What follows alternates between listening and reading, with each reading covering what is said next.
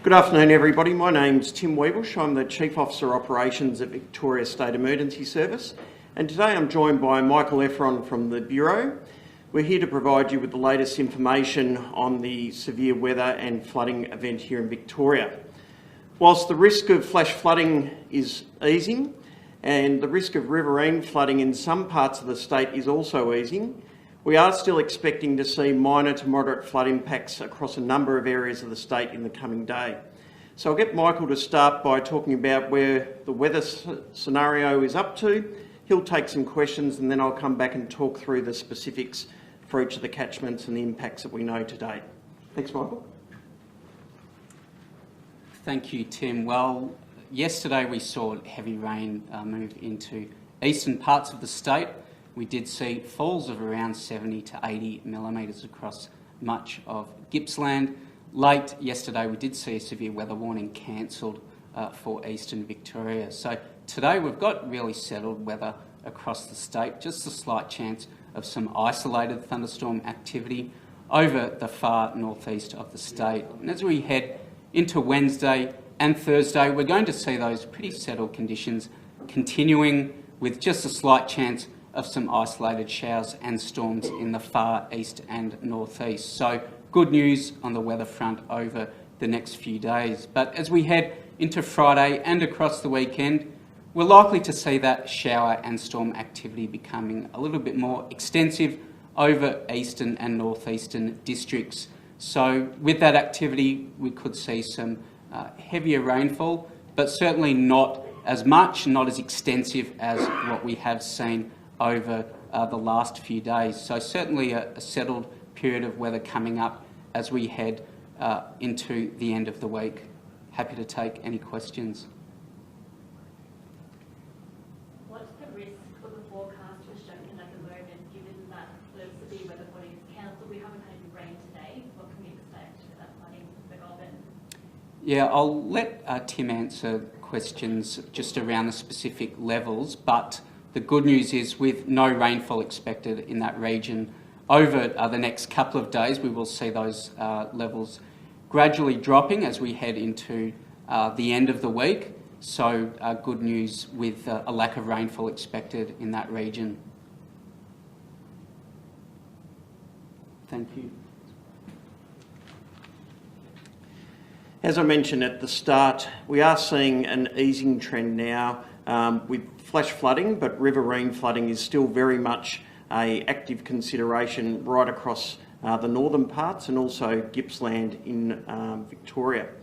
Since 7 o'clock on Sunday, SES volunteers have now responded to over 1,750 requests for assistance, and of that, 52 flood rescues. Again, we can't emphasise enough, do not attempt to drive through floodwaters. That could be the last decision you make. Overnight, we saw a further 2 rescues, one at Bendigo and another one at Drummartin near Rochester, where people had attempted to drive through flood waters. There are still 61 warnings that are current across the state for a variety of flood watches and also minor to major flood warnings. The good news is we will start to see a number of those advice messages drop off this afternoon as the flood watch area is contracted to where we are now seeing riverine flooding occurring. I'm going to go through both then the northeast of the state and also the Loddon Mallee. In the northeast of Victoria, there's still a range of minor to moderate flooding impacts that are being seen. The good news is we've seen the emergency warnings for both Seymour and Yea downgraded to watch and act messages for moderate flooding. A second peak is expected at Seymour throughout this evening, and that's where we're expecting it to reach 6.2 metres. Yesterday, the Goulburn River at Seymour reached 6.8 metres, so it is lower than what occurred yesterday. What we do know now is the impacts that we have seen both at Yea and Seymour. At Yea, we've seen 6 residential properties that have seen above floor flooding. At Seymour, we've seen 4 residential properties that have been unoccupied since the 2022 floods that have again seen above floor flooding. We've also seen 3 cabins at the Big 4 Caravan Park with above floor flooding, and a further 4 residential properties which have seen underfloor flooding damage in and around the stumps.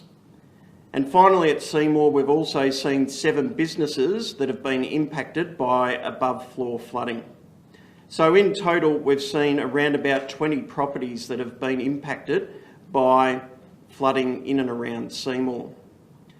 A watch and act is now in place for the Goulburn River all the way from Seymour through to Mooroopna and Shepparton, where we're expecting to see a high-end moderate flooding occurring overnight Wednesday into Thursday. So we are asking communities in those areas to be alert to the potential for road closures and the potential for overland flooding in some of those areas. In and around the Kyella to Shepparton area, we could see up to 20 properties that may see above floor flooding as a result of that moderate high-end flooding on the Goulburn River. A further 150 properties could potentially see flooding in their streets and or onto their properties. So again, now is the time to prepare. Make sure you have up to 3 days supplies so that you can, if you do become isolated, work through that period. The good news on the King River and also the 15 Mile Creek is that those warnings have now been downgraded to advice messages, with only minor flooding now remaining on both of those systems. So the risk is now reduced on both the King River and the 15 Mile Creek. Going across to the Loddon Mallee, we've now seen a peak on the Campaspe River at Rochester of 114.62 metres, which is a little bit below what was being forecast of 114.8 metres, which is good news for the Rochester residents. We are now undertaking impact assessments in that community, and an emergency warning still remains in place, being too late to leave in that particular polygon where we are seeing that major flooding occur. We would ask those that are not from Rochester to remain away from that community at this time until the flooding has dissipated and receded. The Water Authority, Colaban Water, has put a notice out to indicate that they have had to turn off the water supply to protect critical infrastructure from damage in Rochester for a short period of time. We are expecting overnight into Wednesday that as the flood levels drop to a moderate level, that system will be restored. As the waters go further down the Campaspe River to Echuca, we're expecting to see moderate flooding impacts in and around Echuca on the Campaspe River. This will see some roads being cut and also some rural inundation occurring in that area. On the Murray River, where we start to see the impacts from the Goulburn River into the Murray, at Echuca we're expecting to see minor flooding later this week on the Murray River. In the Melbourne metropolitan area, things are now starting to ease as well. We're now seeing the Dandenong Creek has dropped below the minor flood level and roads are being reopened. And on the Yarra and Bunyip rivers, we are still seeing minor flooding occurring, particularly around recreation reserves and bike paths in that area. So again, we would ask people to stay away from those areas until the floodwater has further receded. An advice message is also out for the Mount Dandenong Tourist Road at Ferny Creek. And this is where we saw a landslide occur yesterday, where we now have an incident management team between emergency services and Vic Roads in place. We are anticipating that the Mount Dandenong Tourist Road at that location in Ferny Creek could remain closed for up to 1 week. So people need to have a look at the Vic Traffic app and choose an alternate route. Finally, in Gippsland, we're seeing a moderate flood level on the Tangell River and minor flooding occurring on a number of the other catchments as well, such as the Thompson and Latrobe. Currently, we have a search underway for a missing kayaker on the Mitchell River near Dargo, with police and emergency services currently undertaking an active search. So again, for all Victorians, particularly those in the north of the state and also in Gippsland, now is the time to know your flood risk.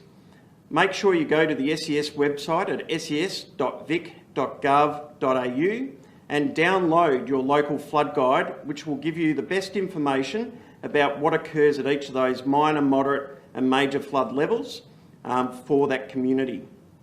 Similarly, our sandbag collection points in the main have wound down in many locations, but we still have a sandbag collection point open at the Shepparton Showgrounds between 8 and 8 p.m.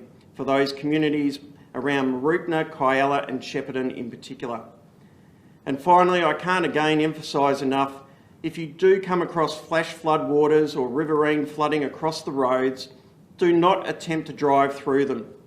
We've seen a number of rescues over recent days that could have resulted in loss of life.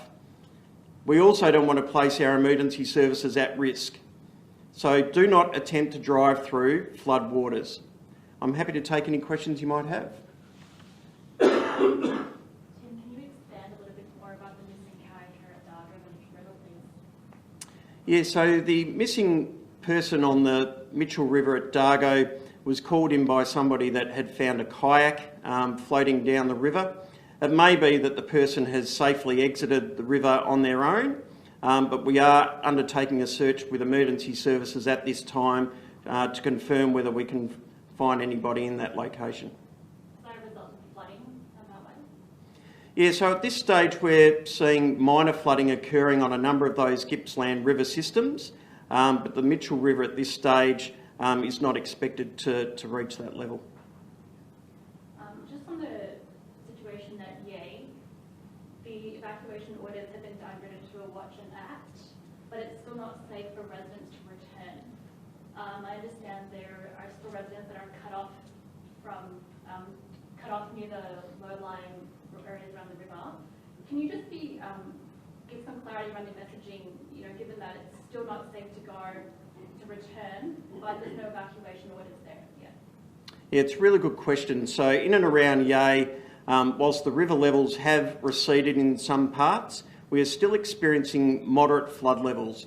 And that means that roads are still cut in a number of areas, and that's why we're still indicating through that watch and act message that it is unsafe for people to return into those particular areas within the polygon, within the warning at this point in time. And the Yea Relief Centre, that was closed. Where can people get support for those who are still in town and might need some? Yeah, so at this stage we've been advised through local council that they have placed people that have been dislocated from Yea at this point in time, and as a result they have closed the relief centre at Yea. With the forecast for Shepparton, the rain has stopped. What is the forecast with regards to the Goulburn? Is it still expected to peak tomorrow and the risk there for residents? So the Goulburn River has a watch and act message out for moderate flooding all the way from Seymour right through to Shepparton and Mooroopna, where we are expecting to see that moderate flooding impact in and around the Shepparton, Mooroopna area sometime through tomorrow. And Ferny Creek landslide, I understand there was an assessment done this morning as to the threat of the soil slippage and the trees that are unstable. What did the assessment find? So we've had two geotechs working with our emergency service incident management team out at Mount Dandenong Tourist Road. They've identified that there's a number of trees that will need specialist arborists to have them removed, along with some earthworks that will need to occur over the coming days. Preliminary assessments are that it could take up to a week to stabilise that area around the landslide. What about the risk to I believe there are 2 properties that are in the vicinity? Yes, so in that vicinity there are a number of homes, and in particular 2 residential property owners were relocated by council last night to alternate accommodation on the Mount Dandenong Tourist Road landslide incident. Thanks for coming in this afternoon.